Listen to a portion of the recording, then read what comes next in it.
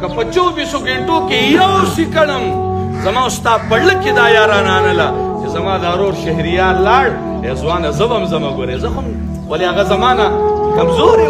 ولې هغه زمانہ ښایسته نه نه چې هغه د تورو خاورو لاندې شو زما نوجوان وروره یو ورځ به ته مځې ګورې ځوانه د خپلې ځوانۍ په مزو کې مست مه ګرځه ابو درده واوره الله فرمایي څوک چې د هغه ورځې نه یریږي چې دی به ماته مخې ته ودرېږي د الله دربار کې به ودرېږي د الله سره به یې پیشي کېږي رب به تې تپوس کوي شباب او ځواني دې څنګه تېره کړې وه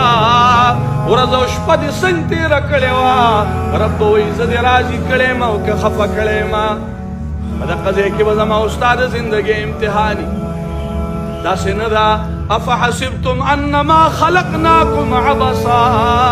رب می فرمایي تاسو دا ګمان مه کوئ چې ما دنیا ته عبث رالیږلي یې زما استاد رالیږلی یو مقصد دی دنیا ځان له پیدا کا دنیا ځان له وګټه خو ګورې رب مه هېروه جناب محمد رسول الله مه هېروه صلی الله علیه وسلم دا هغه ذات مبارکه به نه ابو درده رضی اللہ تعالیٰ عنہ ورته بیا فرمائی وَإِن زَنَا وَإِن سَرَقَا اے دا اللہ پیغمبر اگر کاغذ زنا اکڑا یا اغلا اکڑا دوارو جہانو سردار مبارک ورته په درېیمه پیره فرمائی وَلِمَنْ خَافَ مَقَامَ رَبِّهِ جَنَّتَانِ اے ابو درده واوره رب می فرمائی چې څوک د دې نه یریږي چې زه به د الله مخې ته ودرېږم او د رب په دربار کې به ودرېږم په دې زړه کې مې دا یره ځکه راځي ځکه الله ته سیده لګوم ځکه د ظلم نه ځان ساتم ځکه د ګاونډي د حقوالو نه ځان ساتم ځکه د رور د حقوالو نه ځان ساتم ځکه د غریب سره ودرېږم او ښه کوم چې د الله دربار کې ودرېږم هسې د فرشتې مې راکاږي چې راولئ دا ظالم رب کائنات به فرمایي این المتکبرون کم ځای کې دي هغه ظالمان خلک هغه دې زما دربار ته راشي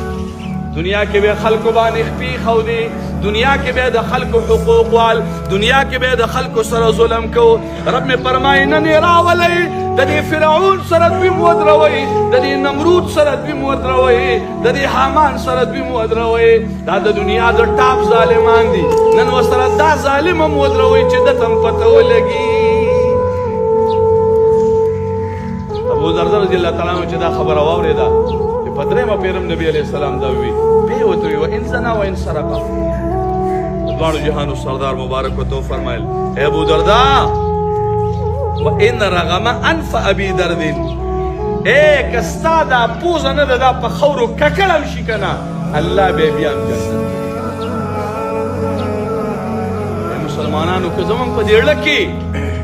چېرته په 24 غنټو کې یو پیرم د الله یره راله که نه دا زموږ دپاره کامیاب یو کس ناست دی د دواړو جهانو سردار مبارک دا آیات اللسو یا ایها الذین آمنوا قوا انفسکم واهلیکم نارا اے د ایمان خاوندانو ځانم د اور نه بچ کئ بل اهل عیالم بچ کئ هغه نوجوان چې دا واورېده چې الله وایي چې ځان د اوره بچ کئ د داسې اور نه وقودها الناس والحجاره چې د هغې خشاک به خلک او کاڼي هغه نوجوان د نبي علیه السلام مخې ته راپرېوت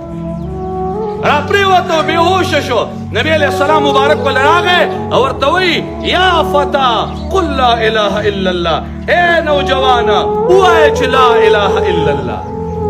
نبي علیه السلام یې په دې زړه د سلاس کېښودو هغه وایي لا اله الا الله بیا د دواړو جهانو سردار مبارک د صحابو انجمن ناست دی ډېر صحابه ناست دي په هغه ټولو کې پیغمبر علیه السلام وفرمایل دله به الله ضرور جنت ورکوي دی نوجوان